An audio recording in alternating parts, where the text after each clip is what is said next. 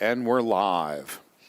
So good evening, everyone, and welcome to the Church of Grace. My name is Patrick Hayes, and today is Friday, December 12th. And tonight we are going to discuss the temple and the rededication of the second temple, which happened on the 25th of Kislev in 164 BC, also known as Hanukkah. And I would bet that most Christians who are here with me tonight, even if you've been going to church for 20 years, you've probably never heard a message on Hanukkah. Most of us have no idea what it is. So tonight, I'm going to teach you what Hanukkah is, where it came from, and how you, as a Christian today in America, can celebrate it.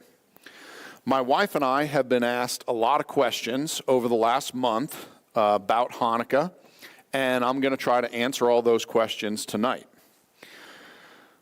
Hanukkah is not one of the 7 feast days that we find in Leviticus chapter 23.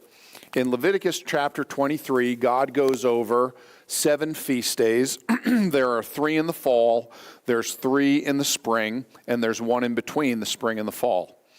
Hanukkah is not any one of those, but we still celebrate it for several reasons. Number one reason we celebrate Hanukkah is because Jesus celebrated Hanukkah. And we will look at what the Bible has to say about that a little later on in the evening. So if you want to be more like Jesus, well, then we should do more of what Jesus did. Number 2, Hanukkah is an amazing story of the miracles of the God that we worship. As a Christian today, I think of Hanukkah as a miracle by the God of Abraham, Isaac, and Jacob. And in case you don't know, that's the God that I worship. That's the God that we worship here at the Church of Grace. So Hanukkah is a celebration of a miracle that your God performed a little over 2,000 years ago. Does anyone know what the word Hanukkah means? The Hebrew word Hanukkah.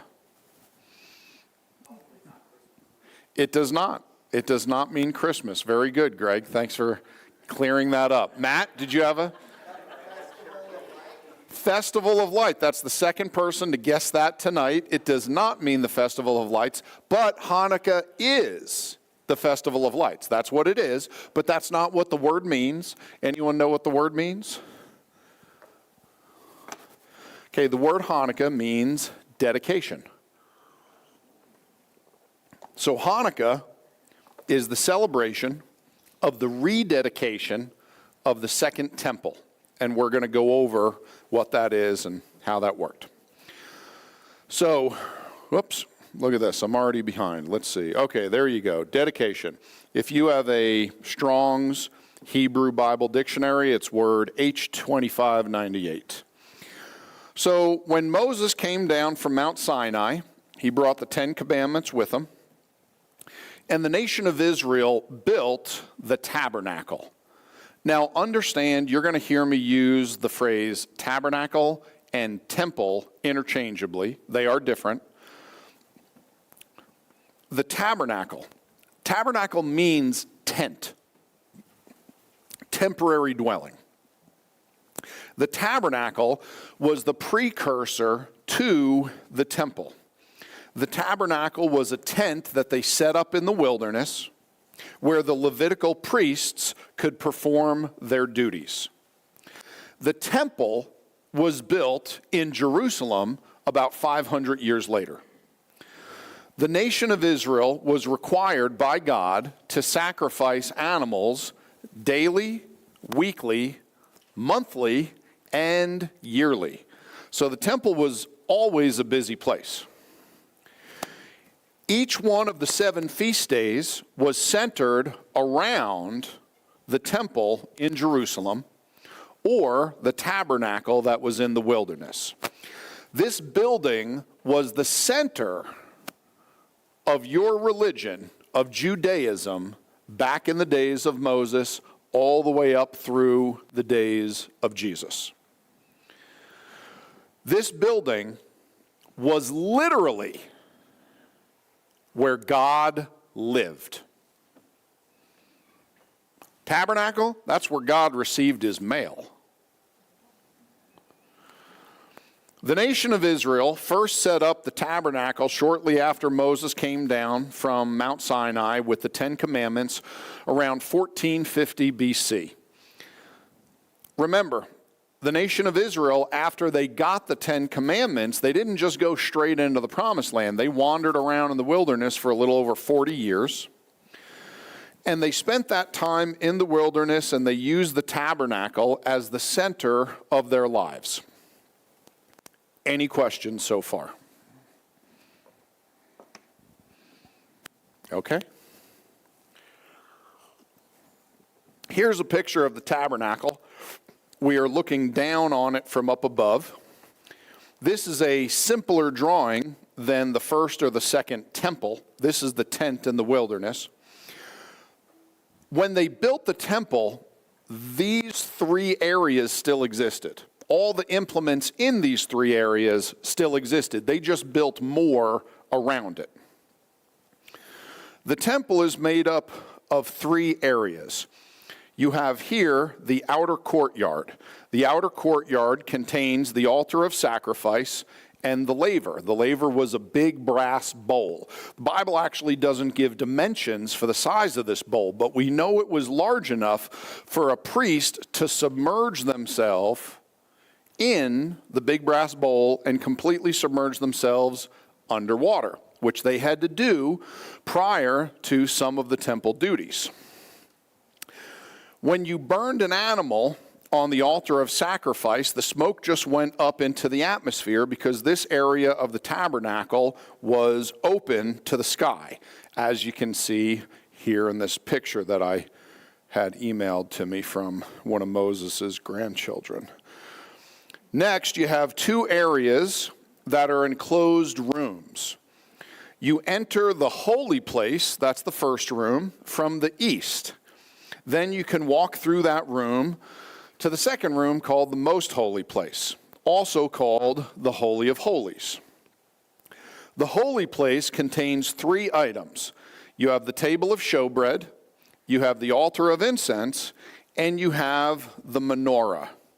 A menorah is a 7-branched lampstand or a 7-branched candlestick. I have a menorah right here with me. If you count, you got 7 candles in there, so this is a menorah. Keep in mind, the menorah in the tabernacle, it was not a candelabra. They didn't use candles. It was a lantern. They filled it with oil. And we'll get more into that as we go here. This menorah is different from what you see lit on Hanukkah. On Hanukkah, you have what's called a Hanukkah, and a Hanukkah holds 9 candles. I'll explain why in a little while. Inside the Holy of Holies, there were only 2 items. You had the Ark of the Covenant, and you had the mercy seat. The Ark of the Covenant was a wooden box overlaid with gold. The mercy seat was the lid to that box, and that lid was made out of solid gold. That lid had 2 cherub, and their wings faced each other, and God dwelt between the cherub on the mercy seat. You can read about that in the book of Exodus when they built the tabernacle and they built the Holy of Holies and they moved the Ark of the Covenant and they put the mercy seat on there.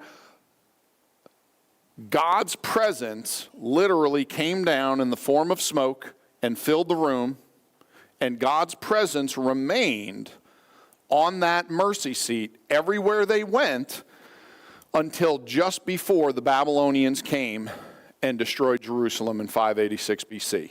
And we actually read about that in the book of Ezekiel, where the presence of God lifted up from off the mercy seat, left the temple, and left Jerusalem, never to return. So, Ark of the Covenant and the mercy seat.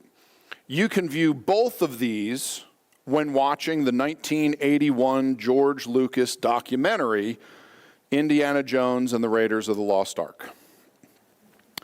So here is the tabernacle with all of its components. Any questions? Greg, what you got? Aside from the Ark of the Covenant, were there more than one tabernacle? There was not. So the question was there more than one tabernacle? So this is interesting. The tabernacle is a replica of what's in heaven. So here on earth, there is only one. And the tabernacle that Moses had in the wilderness, when they moved into the promised land, they set it up in the town of Shiloh, and it remained there until David brought the ark down to Jerusalem and Solomon built the first temple. But there was always only one. Go ahead. We're following that book that you gave us. Mm-hmm. And yesterday, reading 1 Samuel, David was deceiving the priest for the showbread. Yes. But that wasn't the temple wasn't built at that time. No, that was the tabernacle. So David was that was the tabernacle. Correct. Yep. So he's talking about the story in 1 Samuel where David is fleeing for his life from King Saul. He goes to the tabernacle, and I think it was the priest, his name was Abijah, I think it was, and he got the showbread because they were faint, and so they ate of the showbread, which, by the way, was not allowed to do. You were not allowed to do it. But we find out later in the Gospels that Jesus said that even though it was unlawful for them to eat the showbread, it was good that they got it. Does anyone know the principle that trumps every commandment in the Bible? There's a principle where God will excuse any commandment. Washington? The preservation of life. And that was always a principle throughout all of Judaism, is that life is to be protected above and beyond anything. Yeah. So the showbread is only at the tabernacle, and the tabernacle is only, and I don't remember the town. Shiloh. And Yep. where David went up. Yep. You got it. Correct. That was the only place. Yep. Okay. Let's see where we are at. Cassandra. I was going to say, do you know the verse for the preserving life thing? No, it's not a verse. It's a principle that was derived from the character of God. So the preservation of life. So do you remember when Jesus was performing miracles and healing people, and he happened to do it all the time on the Sabbath day? Not all the time, but most of the time. When he was doing that, the Pharisees and the Sadducees were complaining a lot. Like, you can't do this. This is work. This is the Sabbath day. You can't do this. And he said, no, you guys misunderstand.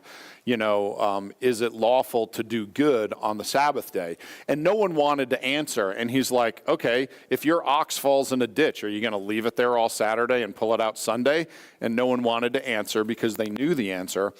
But one of the principles, when you go over the implements in the holy place, you have the table of showbread, the altar of incense, and the menorah. The menorah had to be filled with oil every day. Menorah had to be filled with oil every day. The altar of incense had to have incense burned on it twice a day, and the showbread was changed out once a week. What day was it? It was on the Sabbath. God could have picked any day of the week to have the showbread changed out, but he chose to make sure that another priest had to work on a Saturday, which seems uncharacteristic of God and the Sabbath day. But one thing that we learn about is that, yes, we are supposed to honor and rest on the Sabbath day, but guess what? There are some that have to work. And the priesthood, there was always a rotating group of someone that had to work on the Sabbath day. Today, aren't we all glad that doctors and firemen and, various people are willing to work even if they want to try to honor the Sabbath? And that was the lesson that Jesus was trying to get across. And the greater lesson, if you continue all the way to its logical conclusion, is the preservation of life trumps everything. That's the whole idea of loving God and loving man. Okay, we're going to keep moving. Mark, what do you got? Is the high priest the only person that can eat the showbread? No, the showbread, so could only the high priest eat the showbread? No, the priests had to eat the showbread, but not only the high priest. Yep, but only the high priest entered into the Holy of Holies, and we're going to get to that. Okay, good questions, everyone. All right, let's see where we are. Oh, yeah, go ahead. That's a great question, and it might be. Yeah, and there's a handful of places in the Bible that when you read through, you're going to find out that they have multiple names. And, yeah. Yeah, I think it actually says that Nob and Shiloh are the same. Yeah. Yeah, I'm gonna want to look it up before I say yes, but yes. Yep. Okay. All right. Good. Well, when you get into a topic that's not taught much in churches, you're going to have a lot of questions. And the tabernacle and the temple just isn't, talked about that much. So the question was, is Nob and Shiloh the same town? I believe it is. All right, sacrifices were performed daily, weekly, monthly, and yearly in the temple on the altar of sacrifice. The menorah was lit every day, and when the menorah was lit, it's important you understand that the menorah had to remain lit all day, every day, forever. So the priest would go in and he would extinguish 6 of the lanterns, fill them with oil, light them, and then extinguish the last one. So the light of God always remained. So think of this, and I don't even know how this worked, but when the pillar of fire and the pillar of cloud would get up and start moving in the wilderness, some of the Levites had to go and take down the tabernacle, fold it all up, carry it to wherever they were going, and they had a 5-foot tall solid gold 7-branched lantern that they had to travel with that needed to remain lit the whole time. That was a task. Okay. So the altar of incense was lit twice a day, and the showbread was changed out once a week, and that was on the Sabbath day. The Holy of Holies is only ever occupied by one person on one day of year. The high priest entered the Holy of Holies on Yom Kippur, and he only did that after a great deal of ceremonial preparation. So we must understand just how important this building is to the religion of Judaism for over 2,000 years and the life of all the Jews living in Israel during the temple period. If we do not understand its importance, then the celebration of Hanukkah will mean very little to us as Christians in America in 2025. In Deuteronomy 16:16, we read, 3 times in a year shall all thy males appear before the Lord thy God in the place which he shall choose. In the feast of unleavened bread, in the feast of weeks, that's Pentecost, and in the feast of tabernacles, that's Sukkot. And they shall not appear before the Lord empty. Every man shall give as he is able according to the blessing of the Lord thy God, which he hath given thee. So every man 3 times a year would go down to Jerusalem to worship God and participate in the feast days. Oftentimes you would bring the whole family. It was a festive time, but your life might also have the elderly who couldn't travel well. Maybe you had a wife who was pregnant and she wasn't going to make the trip down to Jerusalem because you got to remember, you didn't book a flight. You walked. So you would set your yearly calendar based on these feast days 3 times a year.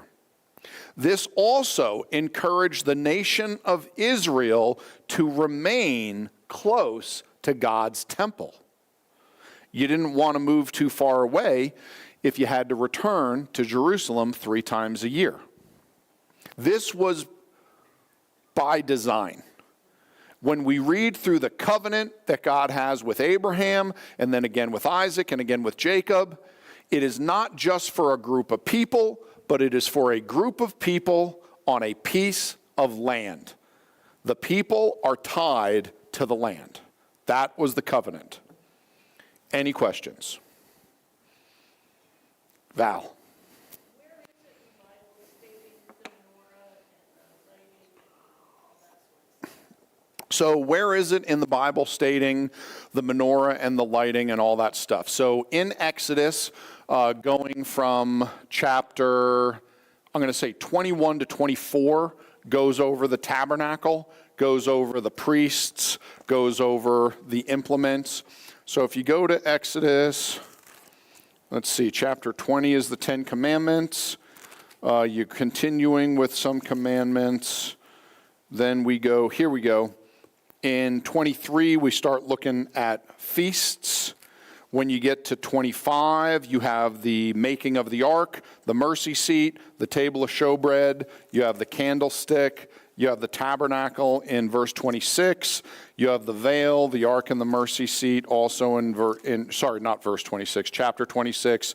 You have the altar in 27, and in 28 you have the garments for the priests. So from roughly chapter 22, 23 in Exodus, all the way to chapter 27, 28. It goes over the making of these things, the size of them, and how to do everything for the priests. Yep, good question. Okay, things to do on Hanukkah today. You can build a model of the temple or the tabernacle and teach your kids about it. Okay, my family and I got one of these, found it on Amazon.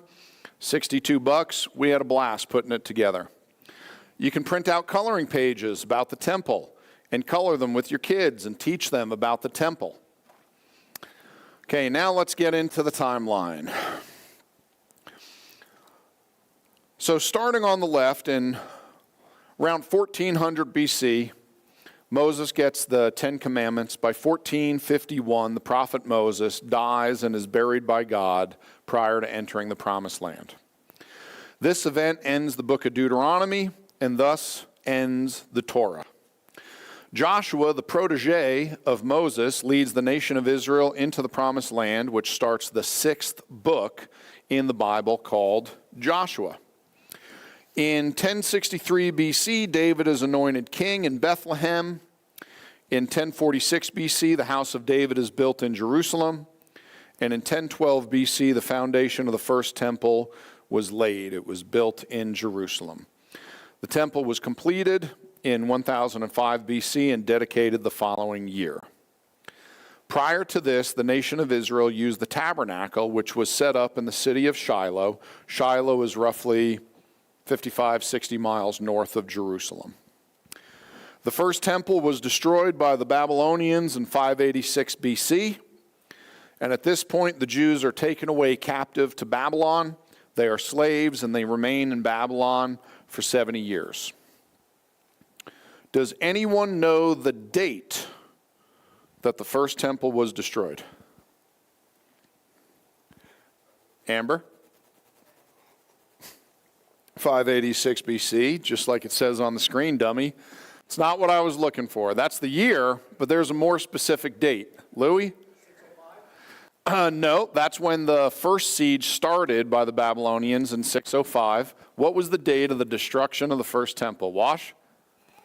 The 9th of Av. The first temple was destroyed on the 9th of Av. Av is the 5th month in the year in the Bible calendar. The month of Av is right here. The first month, Nisan, is when we have Passover. Here's when we have Pentecost. In the 7th month of Tishri, we have Rosh Hashanah, Yom Kippur, and Sukkot. On the 9th day of the 5th month, the 9th of Av, in 586 BC, is when the Babylonians destroyed the first temple. Does anyone want to guess the date that the Romans destroyed the second temple? It was in 70 AD, and it was on the 9th of Av. And that was to make sure that the Jews knew it was of God. It was God's judgment. Probably not. I couldn't imagine. The Romans thought of Judah, the region that we call Israel, as just a small thorn in their side that they were tired of dealing with. They had so many bigger problems in the world. All they knew was that every group of people that we colonize, every group of people the Romans took over,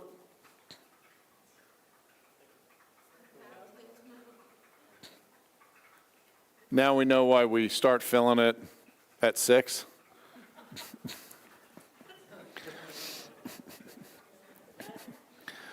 We're filling up the baptistry because we have 3 baptisms tonight. And I left it up to a certain 18-year-old to figure out when to fill the baptistry. So instead of doing it at 6 like I suggested, he said, no, we only need to fill it up at 7. That's plenty of time. Okay. So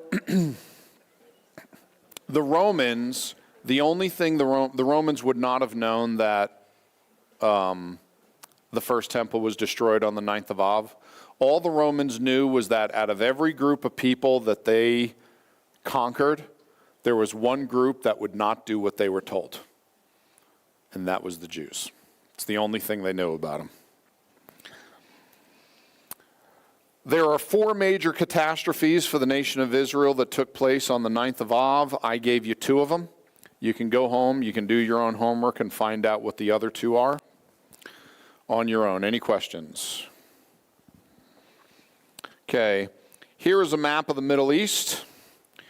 Israel is the country shaded in blue, and the yellow dot is the capital city of Jerusalem. The much larger country shaded in purple is present-day Iraq. The yellow dot is Baghdad, that is the capital. And the orange dot is the location of the city of Babylon.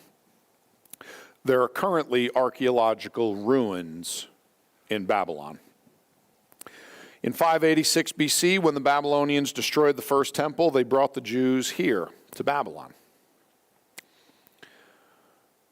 Here's our next timeline to tell the next portion of the story. The Persian Empire invades Babylonia in 539 BC. That's not on the timeline, don't look for it. That year, they take over the capital city of Babylon. In 536 BC, the nation of Israel, living in Babylon, prepared to return to their country. That same year, they rebuilt the altar and started the sacrifices again. You can read about that in the book of Ezra in chapter 3. The following year, in 535 BC, the foundation of the temple was laid. The temple was completed in 516 BC, and it was dedicated the following year. You can read about that in the book of Ezra as well. That second temple, which I believe should be called the temple of Zerubbabel, is often called Herod's temple, which is a mistake. That was the temple that Jesus was taken to as a baby for dedication. It was the same temple that Jesus was teaching at during the week leading up to his crucifixion. That second temple was the same temple that Jesus could see from the cross that he was hanging on when he was crucified. In 70 AD, about 35 years after the crucifixion of Christ, the Roman general, Titus Vespasian, traveled to Jerusalem with 4 Roman legions.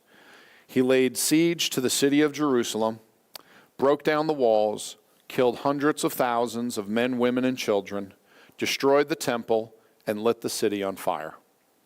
There has not been a temple in Jerusalem since. What we know is that a third temple will be built at some point in the future. The Bible tells us that in the end times, the Antichrist will stand up in the Holy of Holies and will cause the sacrifices to cease. Well, if he's going to stand up in the temple, then a temple must be built. That is kind of our part one of Hanukkah, the lesson about the temple. Any questions before we move on to part two? Cassandra. Is there like a reason that you know of that they didn't ever build another one? Is there a reason that the Jews never built another one? Yes, they were run out of the country. So what happened was shortly after 70 AD, there was a war, the Bar Kokhba revolt, which I want to say happened in 135 AD, but we should look up that date. After that, the Jews were forbidden from stepping foot in Jerusalem. It was Roman law that the Jews were not allowed in Jerusalem anymore. And the Romans renamed the region of Judah Palestine after the Jewish enemies, the Philistines. They tried to eradicate the history of Judaism and the land. So the Jews never went back, never ruled that land again, never had a chance to build a temple until in 1948 they became a sovereign nation again. So now let's get into the Hanukkah story. Oh, I should tell you, just because I forgot to put it in the announcements. Next week, we are having a Hanukkah party. It is the one Friday night of the year that we do less Bible study and more just having fun. If you weren't here last year, you really missed a great time. We give out prizes, we give out gifts, we had a Bible quiz that everyone took, we set up a bunch of round tables and we have a big potluck, and whoever's at your table, you can all collaborate together on this Bible quiz, and whoever scores the highest, they get prizes. So it was a lot of fun. Then after that, we played Bible bingo. It was a hoot. Everyone had a great time. So next week, we start at 6. We're doing that party. If you have a Hanukkah, bring it. We will all light the candles together. Okay, the Hanukkah story. In 336 BC, at the age of 20 years old, Alexander the Great was king of ancient Greece. And by 30 years old, he had created one of the largest empires in history. His empire stretched from Egypt to Greece and from Babylon to India. Alexander the Great died without an heir to his kingdom in the summer of 323 BC. Does anyone know where Alexander the Great was when he died? Anyone other than Cassandra? I felt like she's answered too many. Okay, go ahead. Nope. Yeah. That's like saying the Northern Hemisphere. Okay. Where was he when he died? Moses? He was in Babylon. Alexander the Great died in Babylon. He made the capital of his empire Babylon. The historian Diodorus said that his last words were to leave the empire to the strongest. Alexander the Great left his empire to his 4 generals. They divided up the armies and started a war that lasted about 40 years. Cassander, Ptolemy, Antigonus, and Seleucus. Cassander was actually a friend of Alexander the Great. He would order the execution of Alexander the Great's wife, Roxana, and his son. His son was born after Alexander the Great died. He never met him. Next, Cassander executed Alexander's mother, Olympias, in order to consolidate power as the new king of Macedonia, present-day Greece. Ptolemy founded a dynasty down in Egypt that lasted till 30 BC. Antigonus founded the Antigonid dynasty, which included present-day Turkey, Lebanon, and Israel. And Seleucus, he founded the Seleucid Empire, made up of Mesopotamia, Anatolia, and parts of India. It would be the last remaining empire after the 40 years of war between them and their heirs. The Seleucid Empire, the Seleucid Empire ruled over much of the known world when one of the most wicked and insane men in all of Earth's history was born. In 215 BC, Antiochus IV was born. Later, he renamed himself Antiochus Epiphanes. Epiphanes means God manifest. In 167 BC, coming home from a campaign in Egypt, he went up against Jerusalem with a great multitude. He entered into the temple of God and into the holiest of holies. He took the golden altar, the candlestick, the vessels, the table of showbread, the golden censer, and everything that wasn't nailed down or on fire.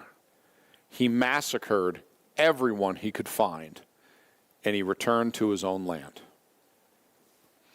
You can read about Antiochus Epiphanes and his persecution of Israel in two historical books.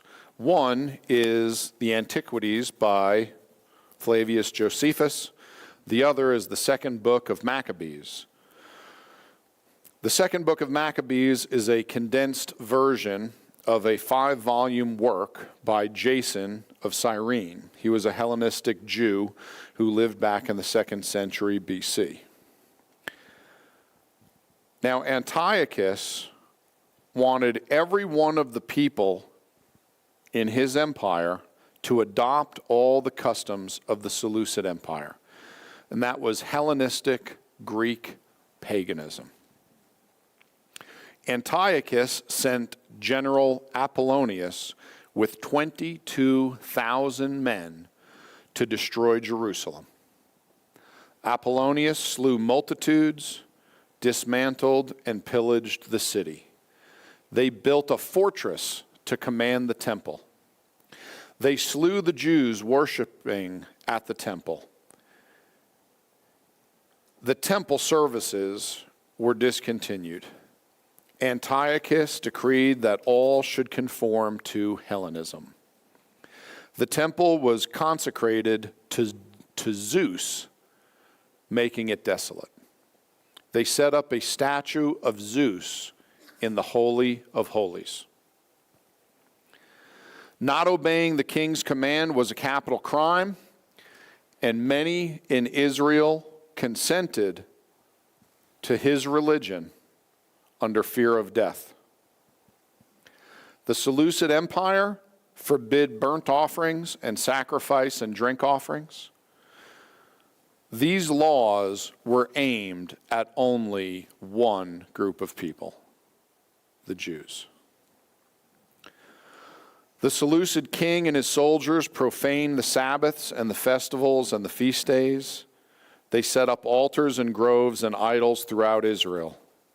They sacrificed swine and other unclean beasts in the temple on the altar of sacrifice.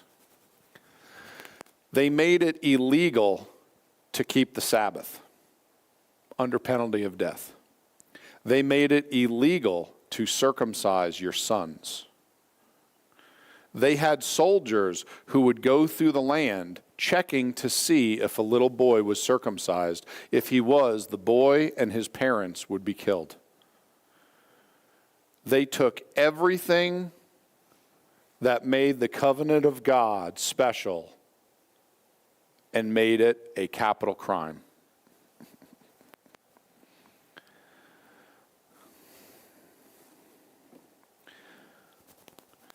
When they killed the babies who were circumcised, they would hang them around the necks of their mothers. They burnt the book of the law in the streets. Owning the scriptures was punishable by death. It was one of the worst times in the history of Israel. The goal of Antiochus was to eradicate Judaism. However, many in Israel chose to die rather than to profane the things of the Lord. There was a mother with 7 sons who was brought before Antiochus the king. She and her 7 sons were arrested during the persecutions. After being beaten, they were ordered to consume pork and violate the law of Moses. They repeatedly refused. And Antiochus tortured and killed the sons one by one in front of the unflinching mother. Each brother, prior to his death, makes a statement to the king before being tortured to death in front of his mother and other brothers. The first son says that the hope of eternal life comes from serving the one true king. One tells him the belief in a bodily resurrection makes mortal life meaningless. They were fine with being killed and going to see God because they knew there was a resurrection. Antiochus was told by one of the sons, there will be no resurrection to life for the Gentile king and his descendants. And finally, the king's fight against God will not go unpunished because God and not the Gentile king is in charge. After the 6 sons lie dead on the floor, Antiochus turns to the last and the youngest brother. He promises to make the young boy rich if he will turn away from his ancestors. When the youngest refuses, Antiochus calls on the mother to persuade her son. She speaks softly, only to her son, only in Hebrew, never looking at or acknowledging the king. And she asks her youngest son to take pity on her and accept death. While the mother was still speaking, her youngest says to the king, "What are you waiting for?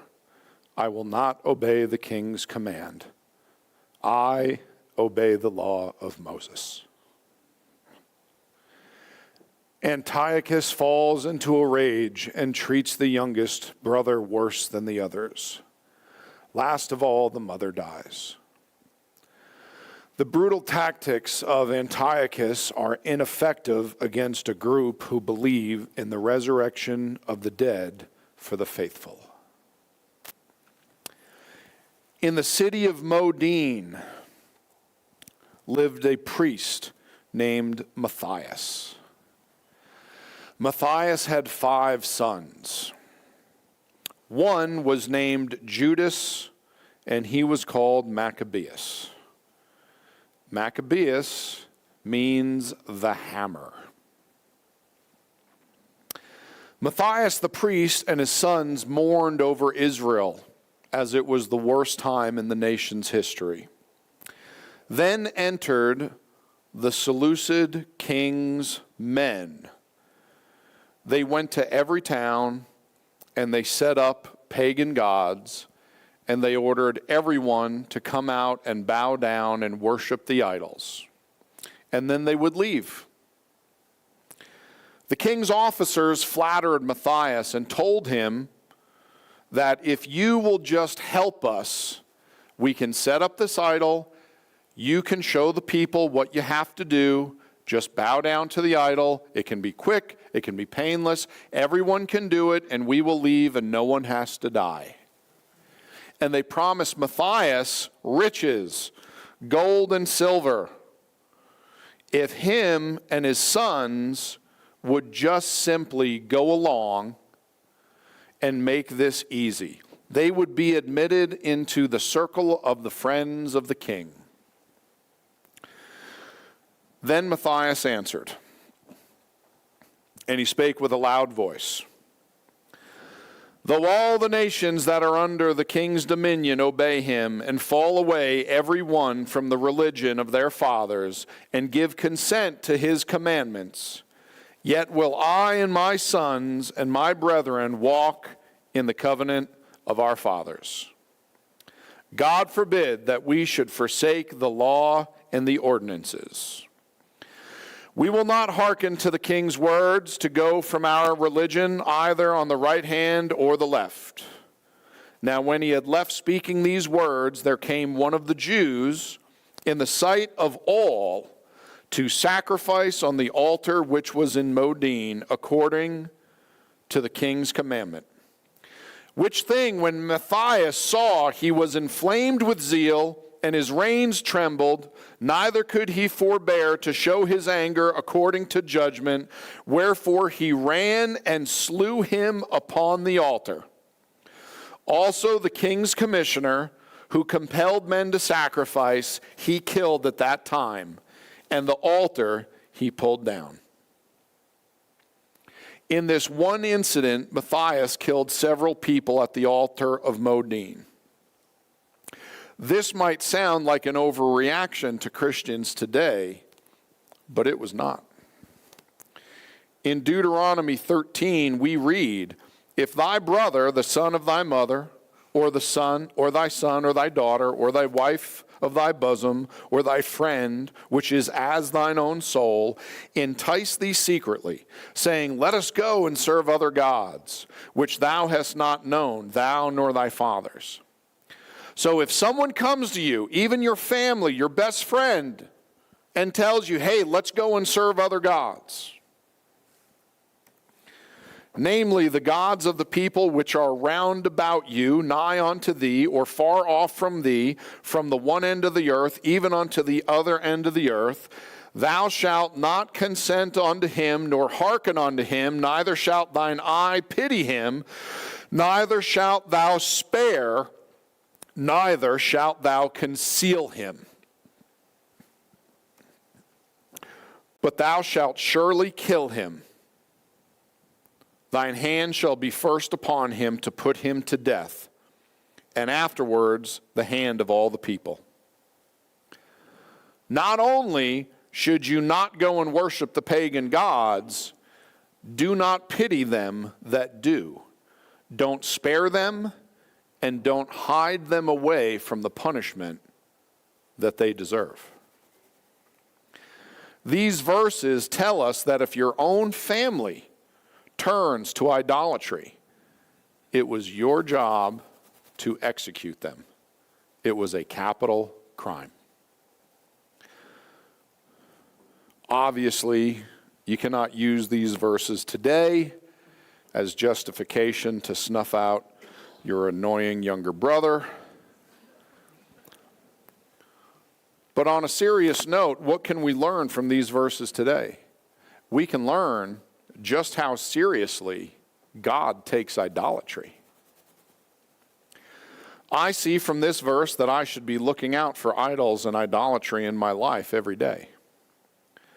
God considers idolatry such a serious crime that it was a capital crime that could be carried out without trial. That is what happened here with Matthias. Any questions? Tom, what you got? Sounds like what they were talking about is kind of like the honor killing in the Muslim faith, where they, So the idea behind this is, okay, ready for this? I'm going to give you a broader picture idea. Anyone ever get asked by someone that's not a Christian, not a Bible believer, they're a scoffer or a skeptic, they say, well, how could you be in favor of a God who talks about in the Old Testament the genocide of entire people groups? How could you be in favor of that God? Anyone ever been challenged with that one? Okay, let me ask you a question. What happens to a person who is not a worshiper and follower of the God of Abraham, Isaac, and Jacob? What happens to the person today who does not put their faith in Jesus. When they die, where do they go? They go to hell. And that person, when they get married and they have kids, how are they going to raise their kids? To go to hell. And then those kids, how are they going to raise the grandkids and the great-grandkids? Generation after generation after generation, where are all those people going to go? To hell. What most people can't understand is that, first of all, the Ammonites, the Canaanites, they had a time when they could get right. When that time was up, God said, now the land is yours.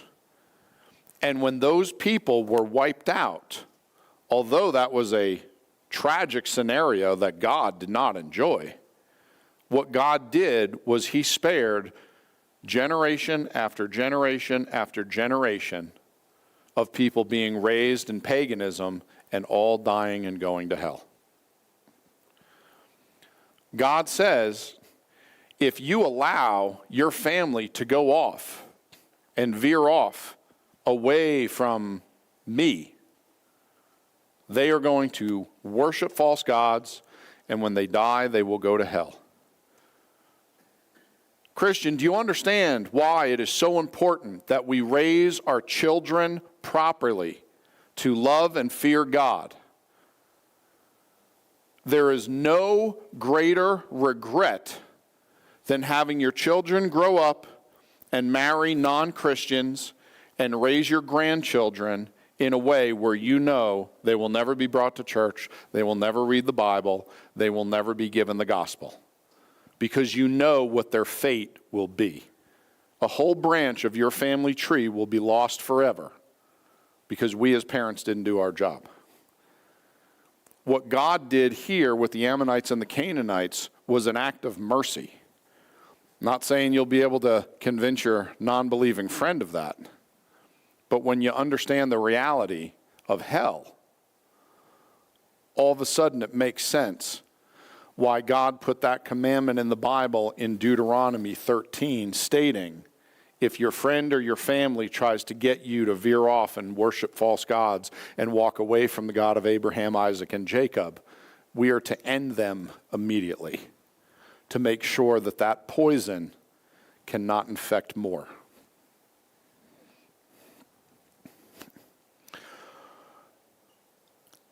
So, Matthias, Tracy? Yeah. So I also heard too, you had to have witnesses, just so people weren't running around killing each other willy-nilly, and the rebellious son, unfaithful, whoever. Mm-hmm. They had judgment. People couldn't just take this on themselves. To a judge. So in every case of a capital crime, that's the case. They brought them before the gate of the city, and there had to be multiple witnesses.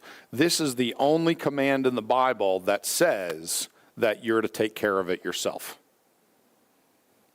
Now, I've heard people make the argument that, no, even though it reads that way, you still had to bring people, before a judge in the city. But when you read through the scriptures, it says it multiple times that when this happens, you are to execute that person on the spot. So Matthias kills the pagan priest in Modin, kills all of the soldiers that are with him, kills the Jews that worshiped the idol, pulls down the idol. And then Matthias cries throughout the city with a loud voice, saying, whosoever is zealous of the law and maintaineth the covenant, let him follow me. So the people join up with all the Israelites who obeyed the law, and they attacked the Gentiles in their land.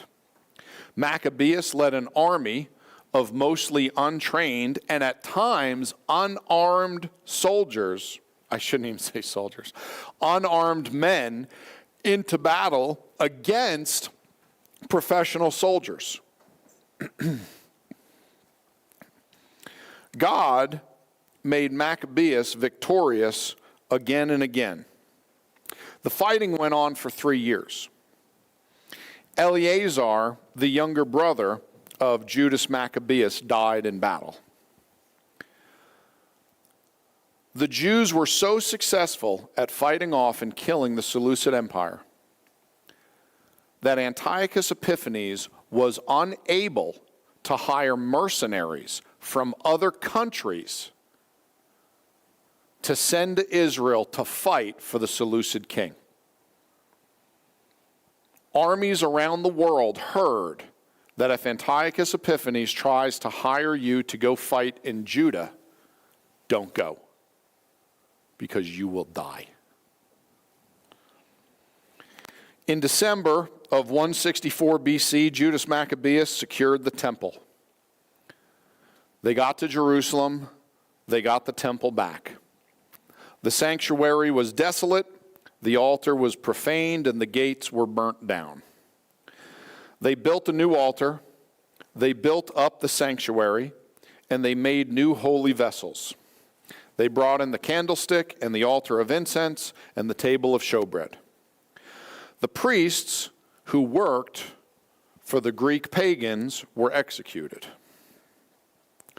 The temple menorah, made of 100 pounds of solid gold. It was 5 feet tall. It sat in the holy place on the southern side of the room. And it was the job of the priests every day to put fresh oil in the lamps. This menorah here sits in Jerusalem today. Made by the Temple Institute, it is ready to be used whenever the third temple is built. When the temple was cleaned and rededicated by Maccabeus, they only found one small flask of uncontaminated oil with the seal of the high priest. So the law of Moses dictated that the temple could only be lit with specially prepared oil. The amount of oil remaining was only enough to burn for 1 day. It would take 8 days to produce a new batch of oil that they needed. Maccabeus and the priests conferred, and they said, God says to light the menorah every day. We have oil. We're going to light the menorah. Even if it's for 1 day, we're going to obey God. They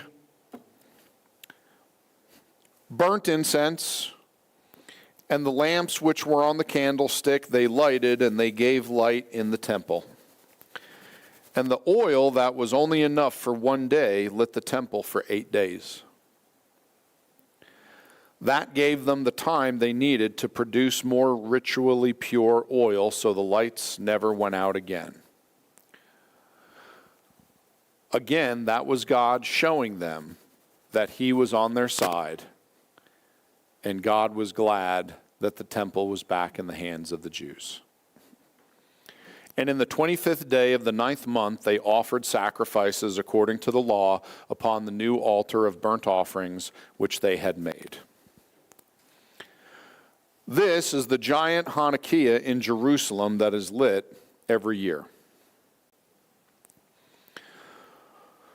In the book of 2 Maccabees, we read on page 69, moreover, Judas and his brethren with the whole congregation of Israel ordained that the days of the dedication of the altar should be kept in the season from year to year by the space of 8 days, from the 25th day of the month Kislev.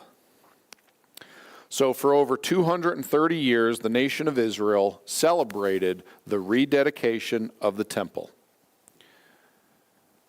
And those 230 years, during that time, that includes the time that a young boy from Nazareth traveled to Jerusalem for the feast of the dedication. And when Jesus was an adult, he traveled to Jerusalem to celebrate the dedication as well. In John chapter 10, verses 22 and 23, and it was at Jerusalem, the feast of the dedication, and it was winter. And Jesus walked in the temple in Solomon's porch. We need to notice several things here. First, Jesus was in Jerusalem. What was going on at the time? Well, it says the feast of the dedication. And what Hebrew word means dedication? Hanukkah. What time of the year is Hanukkah? It's in the winter. What time of the year was it when Jesus was in Jerusalem? The winter. God is very careful to clearly write out that Jesus traveled to Jerusalem in the winter to be at the temple and celebrate Hanukkah. Now, in John chapter 7, Jesus was in Galilee. You read through John 7, he was in Galilee. Last verse, he was in Galilee. In chapter 8, we find that Jesus traveled to Jerusalem.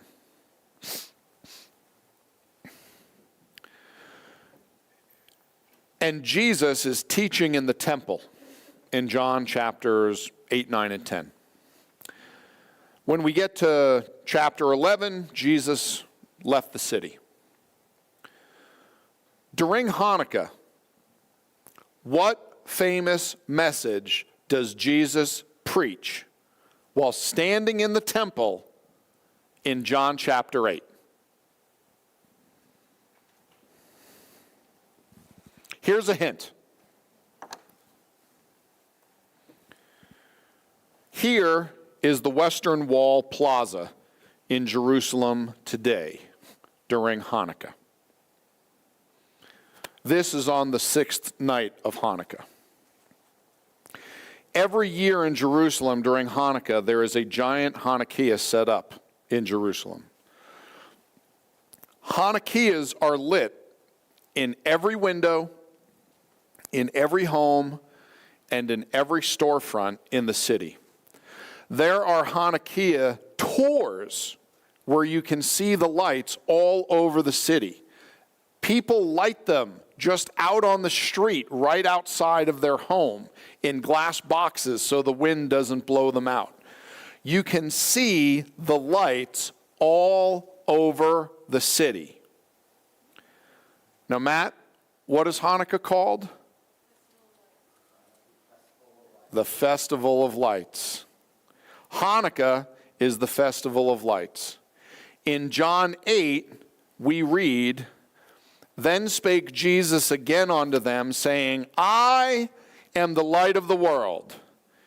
He that followeth me shall not walk in darkness, but shall have the light of life." While Jesus was teaching this message, it was the Festival of Lights. And Jesus tells everyone that he is the light of the world. He explains that he is the one that lights up the temple. Jesus is the miracle of Hanukkah. We read in Exodus, "And thou shalt command the children of Israel that they bring thee pure oil olive, beaten for the light, to cause the lamp to burn always in the tabernacle of the congregation without the veil. It shall be a statute forever unto their generations on the behalf of the children of Israel." The light was never supposed to go out because the light represented God and his presence in the temple with the nation of Israel. And just like everything else in the Old Testament, the miracle of Hanukkah, the menorah in the temple, and John chapters 8, 9, and 10 all point to Jesus, that he is God. Do you realize that the menorah is the only light in the temple? Inside that room, inside the holy place, there is no other light. If you were in that room in the temple, if you were standing in the holy place and the menorah was not lit, then you were standing in complete darkness. Jesus is what saves people from the darkness. The main focus of Hanukkah during the time of Jesus was the singing of psalms, feasting with friends and family, going to the temple or the local synagogue to hear scripture read and to give thanks to God for the freedom to worship him and for his deliverance from the hand of the enemies of Israel. It also included the ceremonial lighting of candles or oil lamps at the synagogues and in homes. Any questions? Yes, Cassandra. Why do you know why the Maccabean books were taken out of the Sure. Okay, so the question was, why were the books of Maccabees not part of the scripture, part of the Bible? They were taken out. So they were looked at as not a inspired book of God, but a historical book that should be separate. And when you think about it, out of all the writings that they had, very few of them made it into the Bible. There were many, many more writings by prophets, by disciples, that did not make it into the scripture. So the first and second books of Maccabees were another one where they said, no, these are great books, but we don't believe they're inspired by God. They're historical books that can help give context, but we're not going to say that God wrote them. Yep. They have like parts in it that make it, because it talks about the feast of dedication in actual King James. Yeah. And therefore it kind of like proves that the Maccabees are good. Yeah, and honestly, the books of Maccabees are great. You're going to, I think you should get a set and read them. You should definitely read the story of Hanukkah every year. We shrunk the story down to try to fit into, a short lesson on the subject, but it's an amazing read. Do you know that Israeli IDF policy was formed during the Maccabean revolt? Do you know that today the nation of Israel will never attack an enemy on the Sabbath? They will defend themselves if attacked, but they will never stage a military action on the Sabbath in honor of God. That policy came about in 146 BC during the Maccabean revolt, and it's in the story. That's when they decided that. Yes, Carol. They make their first Hanukkah, and they go from Hanukkah. So the history of the Hanukkah, I don't know the answer to. When did the Hanukkah actually show up, the 9-branch candlestick? I'm not sure. So if you can find that out, I would love to know, but I don't. Okay, last thing we're going to get into. Tracy, what do you got? Mm-hmm.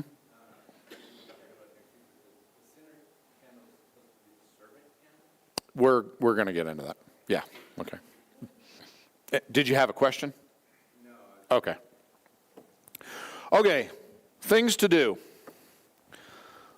Light the candles. If you have kids and you're not doing this, you are a crazy person. The kids love this.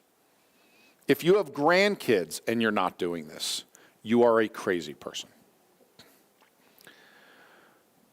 How to light the candles. So, we light the candles to remember the miracles of our God. We light the candles to use as a teaching tool for our children. So as I light the lights of Hanukkah, I always like to think about all the people all over the world who worship the one true God, and it reminds me that I am not alone. Same thought I have every Sabbath day when we light the candles on Friday night. So the center candle is called the shamash. It is called the servant candle. Guess who that represents? Jesus, who, although he was a king, took on the role of a servant when he washed the feet of his disciples. On the first night of Hanukkah, you place 2 candles in the Hanukkah. I'm not going to take those out. You put one in the center, and you put 1 candle all the way to the right of the Hanukkah. Now, this is important. If you accidentally place 1 candle all the way to the left, then you must tell everyone that they are looking at the Hanukkah from the wrong side of the table. So we light the shamash, and then we use the shamash to light the other candles. We repeat the process each night for night number 2, night number 3, all the way through, so on and so forth. Any questions on the lighting of the Hanukkah? For our family, we have mom, dad, and 6 kids. We each get to light the Hanukkah one night of the week, because there are 8 nights. This one gets lit all the time, 1, 2, 3, 4, 5, 6, 7, 8. Along with the lighting of the candle, there is a prayer for the lighting of the candle, which I have written out in Hebrew, I have transliterated into English, and then I have translated into English. So if you have any desire to learn the prayer for the lighting of the candle, if you go to tonight's video on the website, I am putting in a link to a YouTube channel where you can hear how to pronounce the words of the prayer, and you can learn it, you can memorize it. It's not very long. And then if you enjoy learning the prayer, you can learn the prayer in Hebrew. And then if you learn it in Hebrew and in English, then you can learn how to sing it in Hebrew. If you don't want to recite the prayer, don't recite the prayer. I'll tell you this, 9 out of 10 Jews you meet for the rest of your life could not say the prayer. So don't worry if you don't recite the prayer. After you light the Hanukkah lights, it is customary to stay near the candles for, 30 minutes and reflect on the meaning of the lights, and it's a great time to have snacks. Thank you. The prayer. So I will recite it, and I will probably not sing it. If you come to our house on a Friday night, you can hear me sing it. So the prayer goes, Baruch atah Adonai Eloheinu melech ha'olam, asher kiddushanu bo mitzvotav, v'tzivanu lahadlek ner shel Hanukkah, which means, blessed are you, Lord our God, King of the universe, who sanctified us by his commandments and commands us to light the lights of Hanukkah. You say the exact same prayer every Friday night for the Sabbath day, but instead of Hanukkah, you put in the word Shabbat. So, Baruch atah Adonai Eloheinu melech ha'olam, asher kiddushanu bo mitzvotav, v'tzivanu lahadlek ner shel Shabbat. So, where you light the lights of Shabbat. Does anyone want to try to recite it with me? Yep. Very good. There you go. That's a great way to start. So that's why I put that in there. So this slide will be in the notes for tonight's message. And like I said, I'll have a link to a video that's like a minute where you can actually hear a lady sing it. So you can learn the words and the pronunciation in Hebrew if you want to learn it. That is how to Hanukkah. Any questions?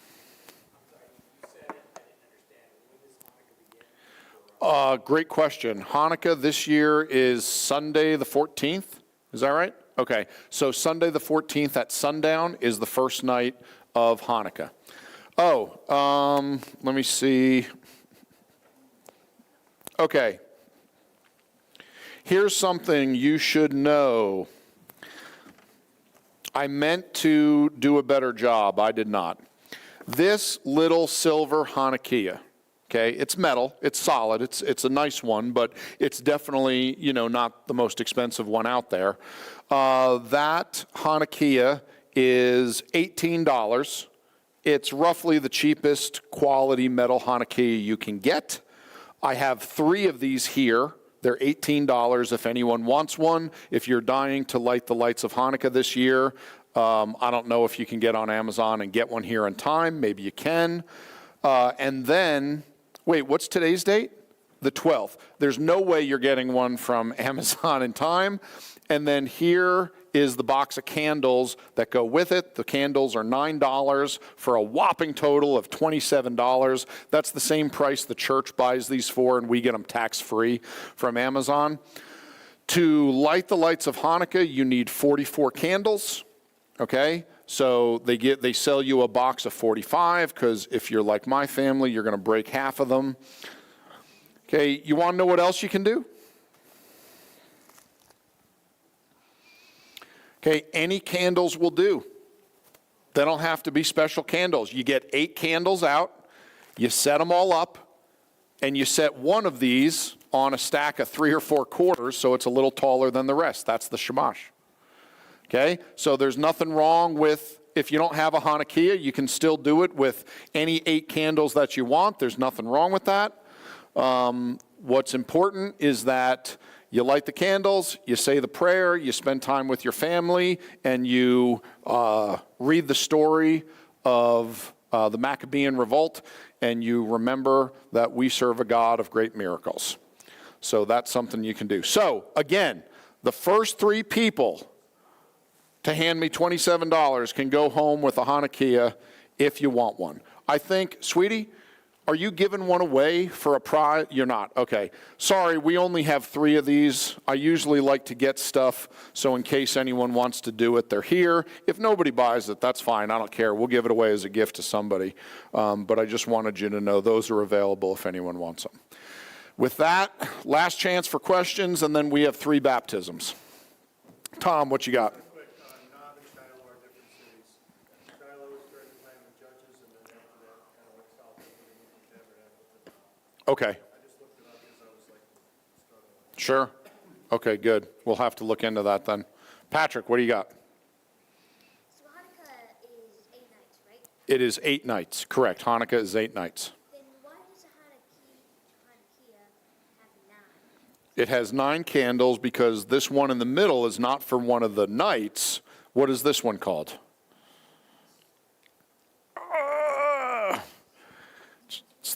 It's the shamash. It's the servant candle. So this is the one. This one doesn't count for a night. This is the one that lights each of the other candles. Good question. Kyle, do you have a question?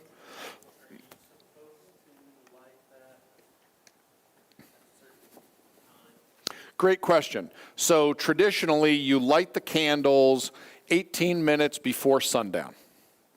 Okay, but that's what we do on the Sabbath day, okay, on a Friday night. For the lighting of the candles on Hanukkah, it's not as big of a deal, and the reason is that one thing you're not allowed to do on the Sabbath day is kindle a fire. So that's why we light the candles before the Sabbath day starts, to make sure that we don't carry over and accidentally kindle a flame on the Sabbath day. So the only day you got to really be concerned that you're going to light the candles is Friday night on Hanukkah. You want to light it before sundown, and then Saturday you want to light it after sundown so you don't light a light on Shabbat. With that being said, what time do we get here? We're getting here at 6. And what time does the sun go down? 5? Well, there you go. That one's done. Okay, so we do the best we can. Okay, so we'll all be lighting the Hanukkah Friday night at the party. If anyone has one, you can bring it and we'll light it. Gage, what you got? I don't remember his name already. Sorry. That's okay. That dude that hated the Jews. Uh-huh. He said, Antiochus Epiphanes. I don't remember if he said why he hated it so much. Why did Antiochus Epiphanes hate the Jews so much? The same reason that Emperor Vespasian hated the Jews, same reason that Emperor Nero hated the Jews, same reason that Pol Pot and Adolf Hitler and Mussolini hated the Jews, same reason that everyone hated the Jews. It was a supernatural attack on God's people by the influence of the devil. Because here's the thing, the Seleucid king, what was he going to gain by attacking the Jews? Nothing. There was no benefit in the world by going against them and attacking them. He already ruled the world.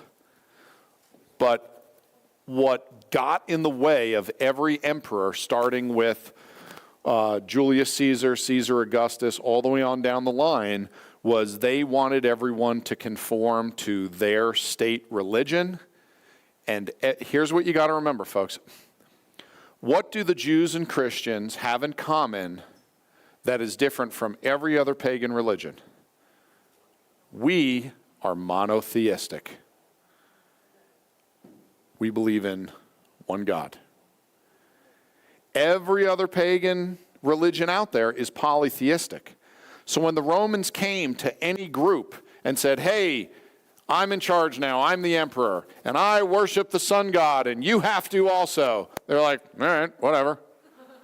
We'll just set one of those idols up next to all the others. Here you go. There you go. We'll burn some incense to them.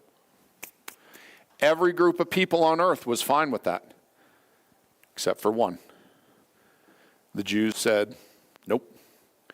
Do you know that in the entire Roman Empire, one group was granted an exception from having to go to Pergamus and offer a pinch of incense to Caesar? The Jews were given an exception, the only exception by the Roman government, because the Caesars learned that if we want to get this group to submit, we will have to kill every single last one of them. That is the only way we will get the Jews to go against their God. And they said, we're not willing to eradicate an entire group of people. They have an exception. Every other group was polytheistic. Yeah, whatever. One more God. Sure. All right. God of the river, God of the lightning, God of the dirt, God of the, whatever. Yeah. Just one more. Throw it on the pile. No one cared. Not the Jews. And then this pesky other group started up. Then the Christians had the problem. Yep. Okay, good. All right, so we're going to close in a word of prayer. Stick around. We got 3 baptisms we got to do. If you have kids on the other side, please go get them so the ladies that work over there can clean up and go home. And then we're going to try to get these baptisms done.